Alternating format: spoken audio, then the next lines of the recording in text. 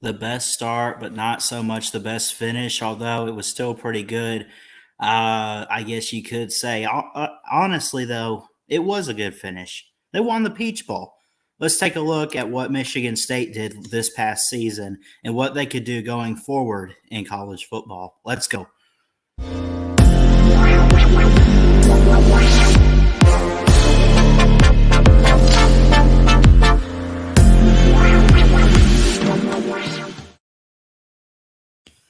What's up, everybody? It's your boy, Christian Ballard Sports Media, coming at you with a quick video today looking at the Michigan State Spartans for 2022. Hey, before I forget, don't forget, hit that thumbs up, like, and subscribe. You can also comment down below your predictions for Michigan State. Be happy to read those, get back with you guys. I always love, I do a pretty good job getting back with you guys in the comments, but comment your record prediction for this team down below. And let me know, by the way, too. I know I keep saying we're going to do like the ACC next, which I think is the plan after Big Ten, which we're knocking out one by one and knocking them out pretty quick, too. If you do have a suggestion on what conference I should preview next, because we're going by conference with these previews, definitely let me know down below in the comments. But I think I want to do the ACC next, starting with Clemson. But we still got a few teams, such as the Spartans, for this year. All right. Last year in 2021, 11-2 overall. Michigan State, Payton Thorne, Kenneth Walker. There's so much. They did really well. Let me pull this up too, by the way. Let me make sure I have this 2021 schedule. Yes. So as you can see, before their bye week, they went like 6-0, 7-0.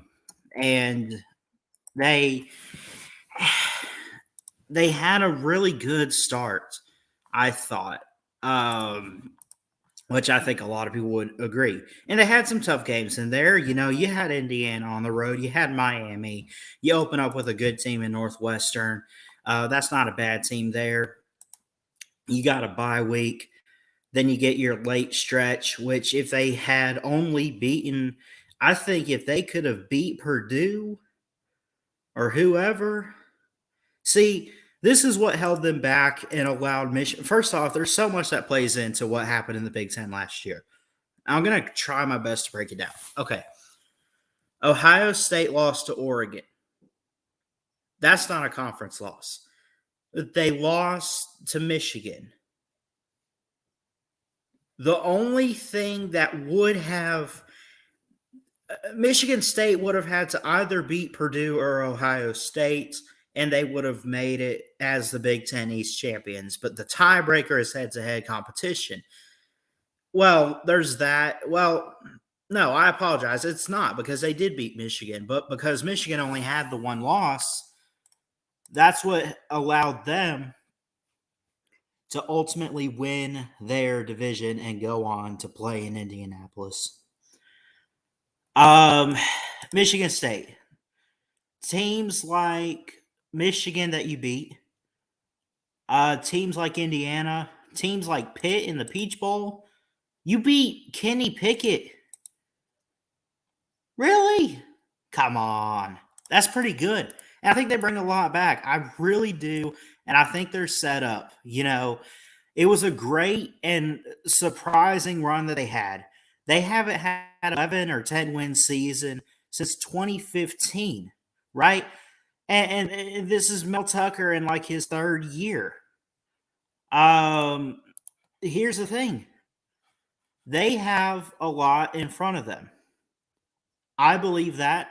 I think the media would believe that. I think Michigan State fans believe that. They have a lot ahead. It's only up from here. You won. I mean, there's no other way to sum up what happened last year other than tough crap. You drop games to Ohio State and Purdue. There's no excuse for the Purdue loss other than Purdue was still a pretty good team. We looked at them just the other day. Ohio State is Ohio State. Only thing I would say about that one was it was a utter embarrassing blowout. Payton Thorne, Kenneth Walker, could not get anything going. But overall, they went 11-2, 7-2 in the Big Ten. They won their last two games. They did pretty good. That's not bad. They beat Pittsburgh. That's like in the Peach Bowl too. That's really, really good. So, what do we do now? Well, we got to look at what they got coming in and overall what they got in 2022. Their recruiting, honestly, is pretty good. They recently, just yesterday, offered a four-star athlete in UG Wilson III. They also have offered 2024 guys, Eddie Pierre Lewis, who's an offensive guard. Alex Van Summern comes in. Caden Hauser, a quarterback. Jaden Mangum, Caleb Cooley, to name a few guys that they've recruited. We could take a look at their recruiting class.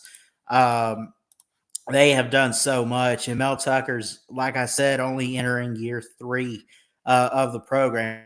Tucker is an edge. They got athlete. I think that's defensive side of the ball there. Jaden Mangum, Dylan Tatum. Names kind of rhyme there, but Jeremy Bernard. I mean, they're doing great. I think, let's see, 25th overall, transfer ratings 14. Okay. To have a top 30 class, they're not top 15. They're not quite top 20. They're top 25, though. They're right there at 25. I'd say that's good for the Spartans right now. They got a long way to go. They got to bring in a lot more. I think they definitely need to work on the defensive side of the ball going forward, try to convince some offensive weapons to commit. Overall is what I would say. Malcolm Jones, they bring in James Scott, Ashton Lipo, Braden Miller, some offensive tackles. Going to have a strong O-line this year. I guarantee it. I think big things are looking up for the Spartans. But again, let's look at what they got coming in and what they have to deal with this season in 2022. All right. Western Michigan starts it off with a Friday night game. Time's not available yet, but that'll be a good Friday night game. That could be something I could do a stream for. Labor Day weekend, opening weekend for college football. And you got to go play Akron at home. Then you go on the road at Washington, who you beat a couple years ago. I think they were supposed to have them in 2020, if I'm not mistaken. I think that's supposed to be a home and home. I don't know why they didn't play them last year, but unless maybe I'm wrong, maybe I'm mistaken. I know I've looked at this a little bit with MSU #1 fan. If he's watching this, I love you, bro, and continue to come on and give us some good insight on the Spartans.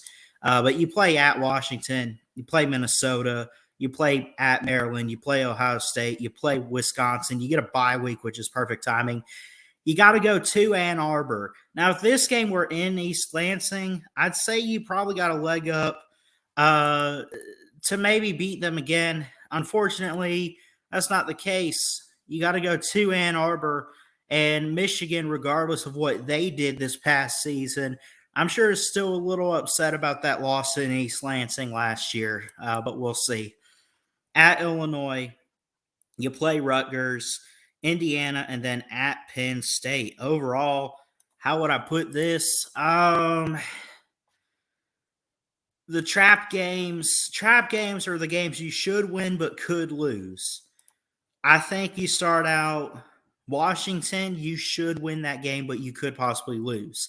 Maryland could do something. We haven't looked at them yet, but that's a team that – they got like that Dante Demas. See, they got some receivers. They just got to figure out a quarterback situation with Talia, which actually I think he probably is like an undrafted free agent right now. I'm not even sure if he's returning or not. But again, we'll look at Maryland some other day.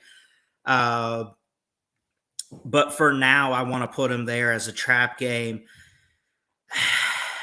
I mean, that's game 5. What do you have before that? Western Michigan, Akron. I think you win those two. Washington, you could win or lose. Washington has fallen off the past few years, so Michigan State should be favored. Minnesota is going to be tough, but it's in East Lansing. Your third overall home game. You open up Big Ten play there. That should be pretty good for you.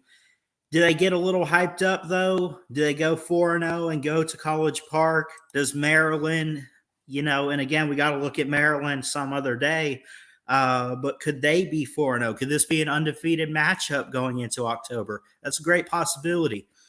Ohio State, Wisconsin, bye week, at Michigan, at Illinois, Rutgers, Indiana, at Penn State. Just call it what it is. I mean, these are some of these teams you lost to last year. The trap games right off the bat, you should win but could lose them. Wisconsin, Maryland, and Washington. Those are the games you should win. I don't think it's a must win or should win against Ohio State. I don't think it's like that against Michigan. And I certainly don't think it's like that against teams like Indiana or Penn State. Potential upsets. I said Ohio State, Michigan, and Penn State. Those are those teams right there. Those are the teams you could upset. I could see them doing that. I think they could upset at least one of those. Do I think that's going to happen? We'll get to that later. It should be a really good year. Another New Year's Six bowl appearance. They could even be the Big Ten team out of the Big Ten that makes the Rose Bowl if they play their cards right. If they end up going like 10-2 or something, or if, I guess it's. Let me double check. Isn't it for the Big Ten runner-up, whoever doesn't win the championship, or maybe it's like the second best Big Ten record or something like that? But no, they could make something like the Rose Bowl. They can make it back to the Peach Bowl, Cotton Bowls at large. They can't make the Peach Bowl. That's one of the semifinals. So, they could. If they play their cards right, they could be a playoff team again. They have not done that since 2015. They got shut out by the Crimson Tide. I'll say this. I think it's going to be a good year for Michigan State. I do. Just going to a bowl game, though, I do think it's a tough schedule, especially to start out before the bye week. I mean, you got teams like Wisconsin and Ohio State. You got to go play Washington on the road. I'm kind of wishy-washy about Washington. Let's try saying that 50 times fast. Minnesota, when in doubt, I take the home team. I think Washington has fallen off, so it's not completely in doubt there. I think they go 3-0 to start out. They go play Minnesota. I'm kind of in doubt there, but it's in East Lansing. I got to give them that. Got to be careful about Maryland, but I do think they're better. Honestly, I think they're going to have a good year. I'll just go ahead and throw this up and say they go 9-3. I'm going to play my cards safe with this one. I'm going to say their 3 losses, Ohio State, at Michigan, and then Penn State. I think it's the bigger guys. I really think that Mel Tucker is doing something amazing here. With this team, the Gophers, the Golden Gophers of Minnesota, they were solid last year. They're competitive. They got good defense. I like PJ Fleck. Michigan State is just the more physical team, though, and especially, like I say, they're going to have some good defensive guys. They bring a lot in this year. Zion Young, I've heard some good things about, on the defense. Amir Speed has come over from Georgia. Chris Bogle from Florida. They've used the transfer portal very well. Jalen Berger is a running back from Wisconsin. He replaced Kenneth Walker. Kane Hauser is a quarterback, a 4-star. He's going to be competing with Payton Thorne. There is quarterback competition, I believe. So, I don't know. Different playbook, different style of play, different faces for Michigan State. I'm going to say 9-3. Illinois is terrible. You won't lose that. You won't lose to Rutgers. Just say that they could be undefeated going into Ohio State. That's a great possibility. And like I say, that's what I think is going to happen. Then they get that bye week after the Wisconsin game. And I don't know. I think they do drop Michigan. I really do. They could lose to Wisconsin. Man.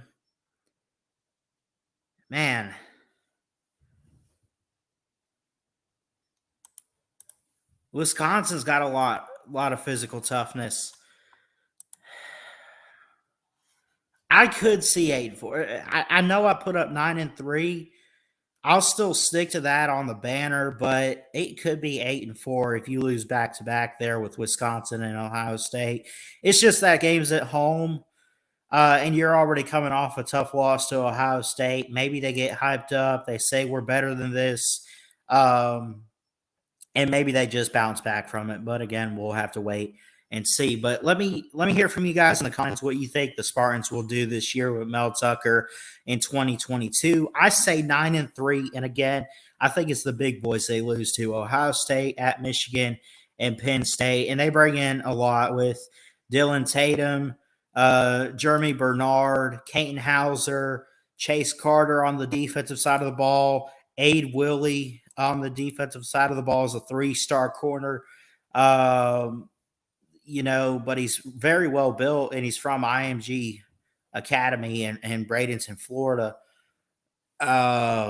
So I don't know. And they've used, like I said, Amir Speed, Chris Bogle from the SEC.